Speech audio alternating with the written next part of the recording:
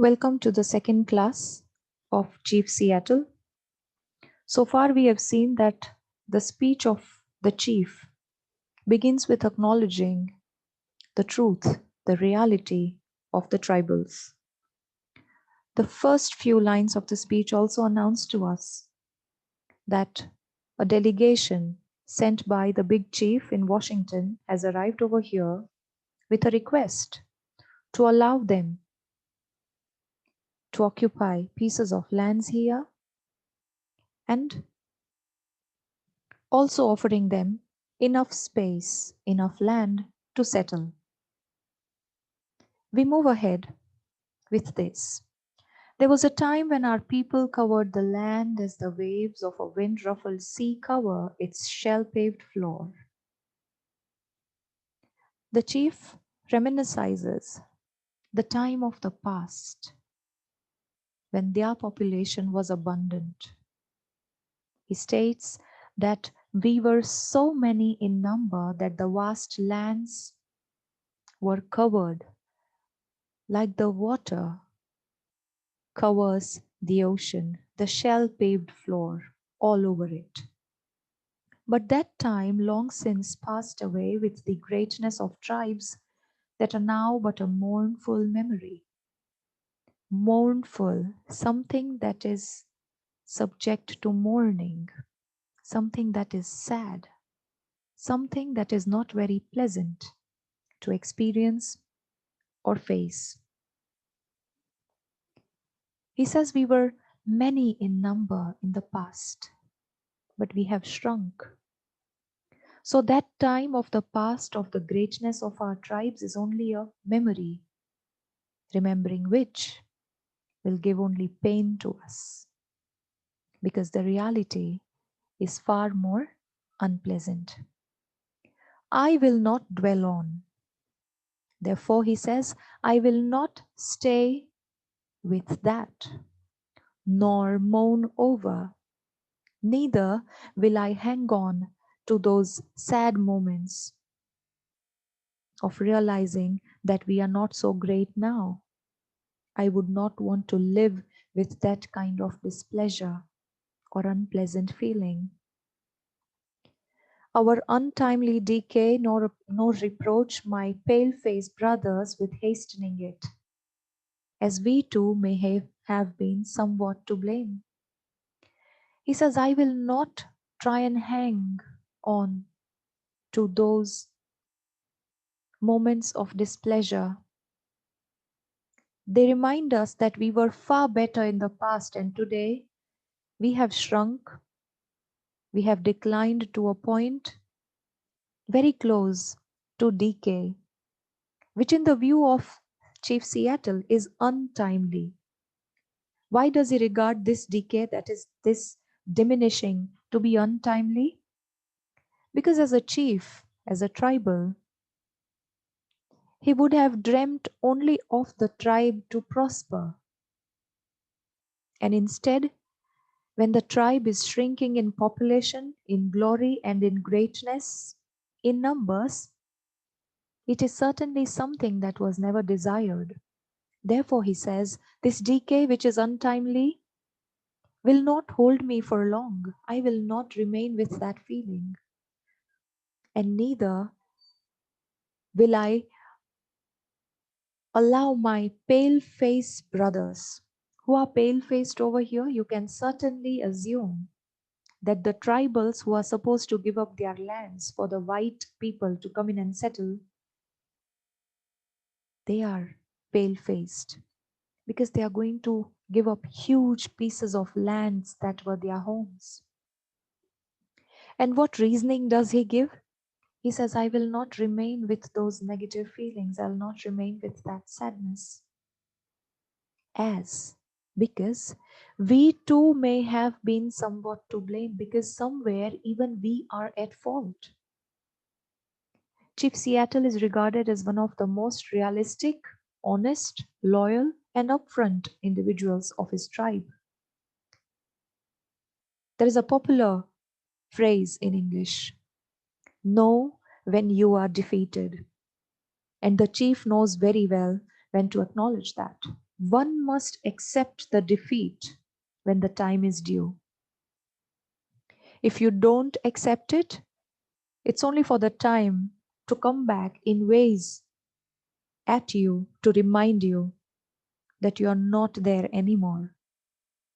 So the chief makes a brave statement that I think for this shrinking, for this decline of the tribe, somewhere I feel we are to blame ourselves.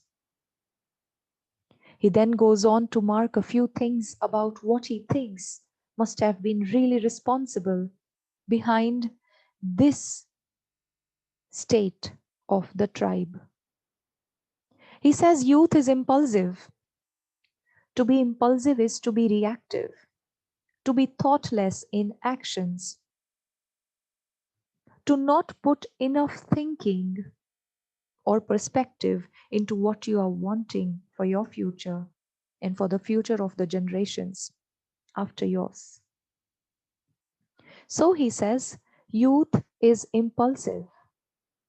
When our young men grow angry at some real or imaginary wrong and disfigure their faces with black paint, it denotes that their hearts are black and that they are often cruel and relentless. And our old men and old women are unable to restrain them. We know the condition of hot blood, passionate, opinionated, sometimes excessively aggressive and anxious, often resulting into impulsiveness, stubbornness, lack of foresightedness, lack of estimation as to what we do today is going to result into serious implications. And this perhaps tells us that young men have behaved irresponsibly. Sometimes they were angry at something real, some real negative or a serious situation. And sometimes that situation that they thought was only imaginary. And in order to react to that, and in order to deal with that, they must have disfigured their faces with black paint. We know how tribals dress up differently for war, to show aggression at the time of dance, in community gatherings, on festivals, for rituals, all differently. But when it comes to facing the danger of war, danger of battle, we see they try and put black paint, fingers printed on their face, smeared with black all over, only to give a very threatening look to them. He says this is what the youth has done. It has been aggressive, it has been reactive, impulsive, decisive, and violent when it was not required. This denotes means explains. It is evident that their hearts are black. Their aggression shows that their hearts have been black. Black color is associated with the negative feelings, aggression, displeasure, venomous thoughts, and that they are often cruel and relentless. Their violence has resulted into cruelty, and relentlessness, where they did not think of the implication of their actions. And as a community, it also tells us that our old men and old women basically refers to the grown-ups. They are unable to restrain them. The senior members of the tribals have also failed to restrain them. To restrain meaning stop. To counsel the youth. And therefore the youth has been uncontrolled. Thus it has ever been. This is how it has always been. Thus it was when the white man began to push our forefathers ever westward. This is how always the end of tribe has come.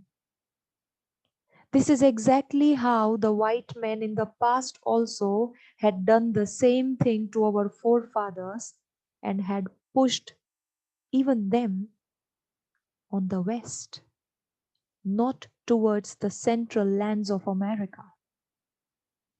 But let us hope that the hostilities between us may never return. Obviously, he is referring to an event in the past, not one, but several of them, when even in the past the whites had tried to hustle with these red Indians. And in the friction, the red Indians had to be pushed more towards the west side, only allotted lesser land than before. So there is certainly some bitterness from the past that exists in traces today. But acknowledging the seriousness and the reality of power today, he adds, he says, but we only hope that today we are coming upon an agreement with a hope that this hostility, what is hostility? Inacceptance, absence of coexistence, absence of collaboration, and more of stubbornness. He says, we hope that these hostilities do not come back in the negative colors as there was in the past. We would have everything to lose and nothing to gain. The chief is extremely aware of the power and the might that each, the white as well as the red Indians, have. He says we cannot afford to be hostile, aggressive, impulsive like we have been. Because in that case, even if we try to fight this out, all that we have will be lost and we will gain nothing. Revenge by young men is considered gain even at the cost of their own lives. He says, I know that a lot of you might think that if a young man, a hot blood who is ready to fight for his tribe, takes revenge, it will be considered as gain, a moment of pride, a moment of glory for the entire tribe to celebrate the sacrifice of a young man in order to protect the glory of the tribe. Even if he dies, but old men who stay at home in times of wars and mothers who have sons to lose know better.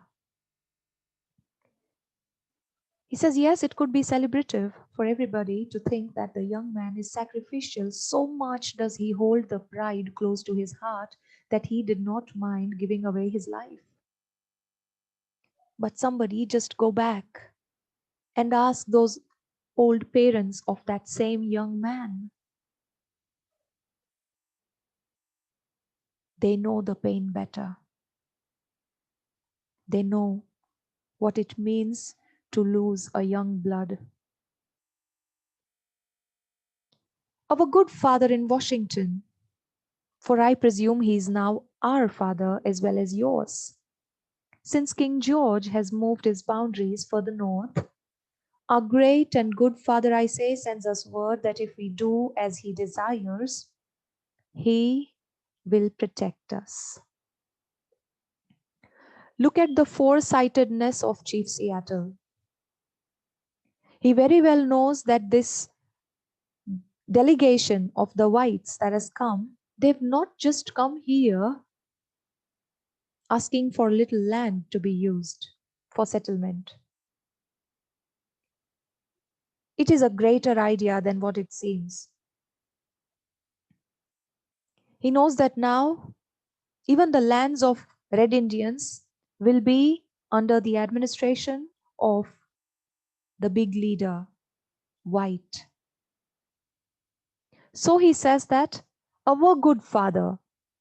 Now, George Washington is not only the king of the whites, but I realize that with this treaty, he'll be our father too. And so, I would like to extend our belief and the trust on him as our good father by sharing with you that he has sent us word. He has sent a message that if we do as he desires, meaning if we allow the white people to settle over here and we move to the other parts of our lands, he has promised to protect us. His brave warriors will be to us a bristling wall of strength.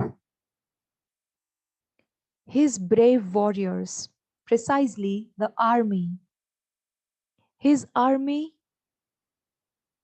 will protect us. They will stand like tall, unbreakable, glorious wall of strength. And his wonderful ships of war, meaning to say the weaponry, will fill our harbors, will be protecting even our waterways.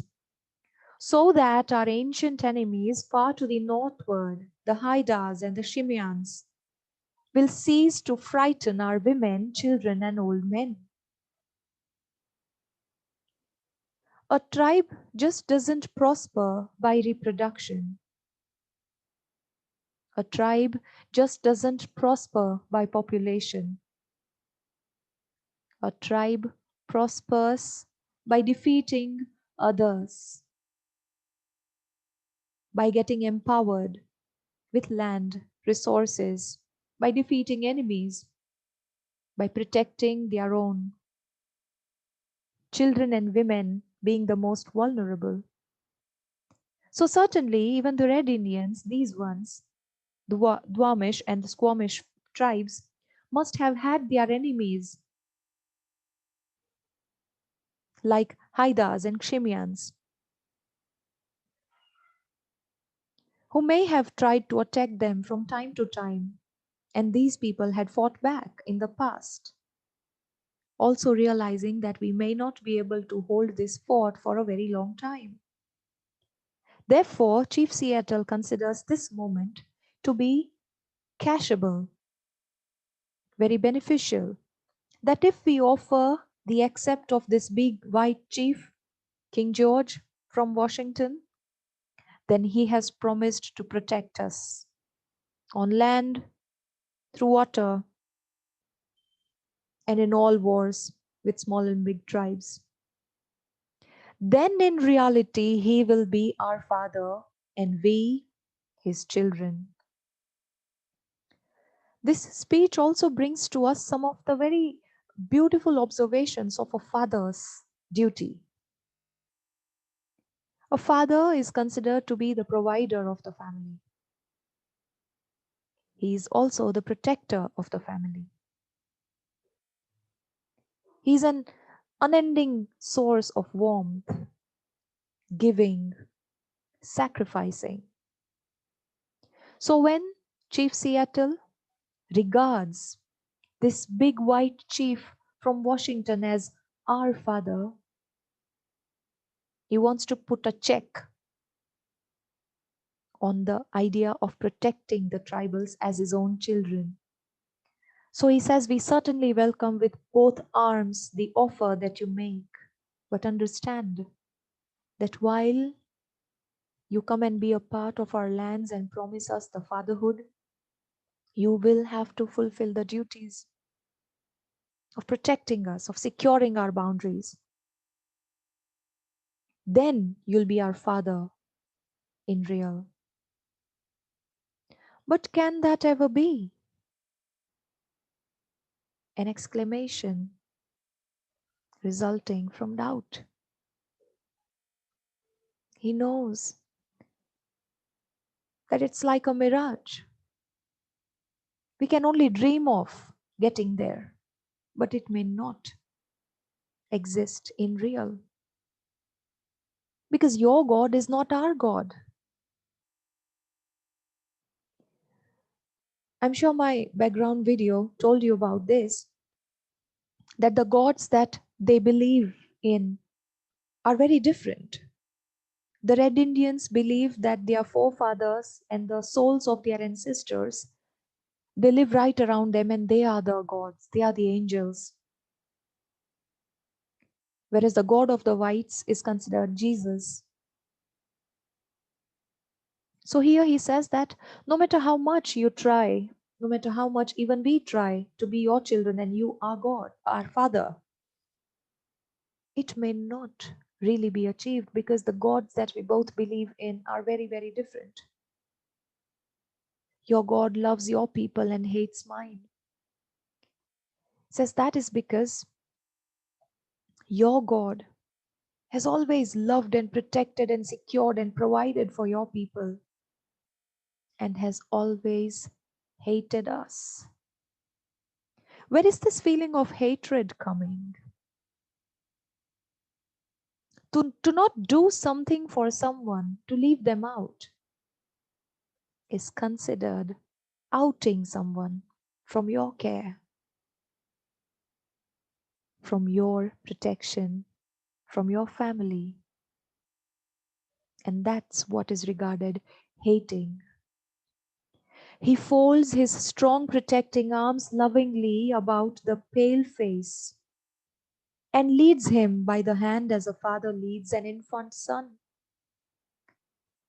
He says, when you are in trouble, your God takes you in his arms very lovingly. When you are pale faced meaning in trouble, in sadness, in sorrow, in loss. And at that time, your God will lead you by holding your hand, just like a father leads his son, infant son, basically, very small baby. But he has forsaken his red children,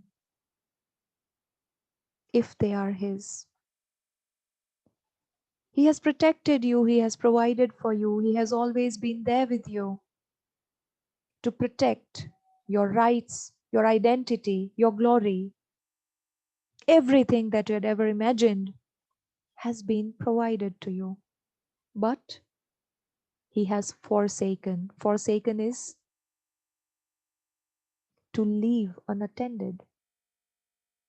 He has forsaken his red children, meaning to say, we were always happy to have him as our father, but he made us realize we were not his children. So if he really considers us as his children, then let me make it very clear that he hasn't been fair to us. Our God, the Great Spirit, seems also to have forsaken us. And he admits that the tribe today is in a wretched state because not only the white big father, the God, but also our God, which they regard as the Great Spirit, the spirits and the souls of ancestors who never leave their lands nor their company. Unfortunately, we feel so orphaned today that even our Great Spirit appears to have forsaken us. Your God makes your people wax stronger every day. Your God is empowering you.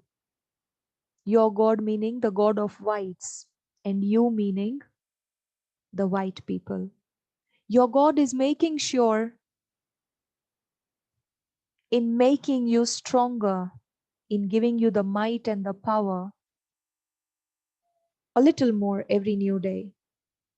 And therefore soon you will fill all the land. And soon you will be so abundant, so prosperous in population and in money that you will be capable of filling huge lands all over. While our people are ebbing away like a rapidly receding tide that will never return. This is quite contradictory to that. Our people are ebbing away, to ebb away. It is an idiom which means to reduce in number, to shrink, to diminish in value. This is in quite opposite to your prosperity. We are depleting like a rapidly receding tide, a tide that is moving deeper only towards the ocean, that will never return, and one day it will die. Only talking of the beginning of the shrinking of the tribe. The white man's God cannot love our people or he would protect them. He says, therefore, it is very clear that the white man's God has never thought about us. Because if he had, he would have protected us, which he never did, so it's clear. They seem to be orphans who can look nowhere for help. When he says they, he refers to all red Indians. He says, these red Indians, to me, they appear to be nobody else but orphans who don't have anybody to look up to or expect help from. So, how can we be brothers? This is a rhetoric. Rhetoric means a question that itself serves as an answer. So, if your God has never protected us, if your God has never provided for us, if your God has always favored you and has abandoned us, how can we be brothers? How can we call brothers to each other? I'll continue further in the next class, in my next video.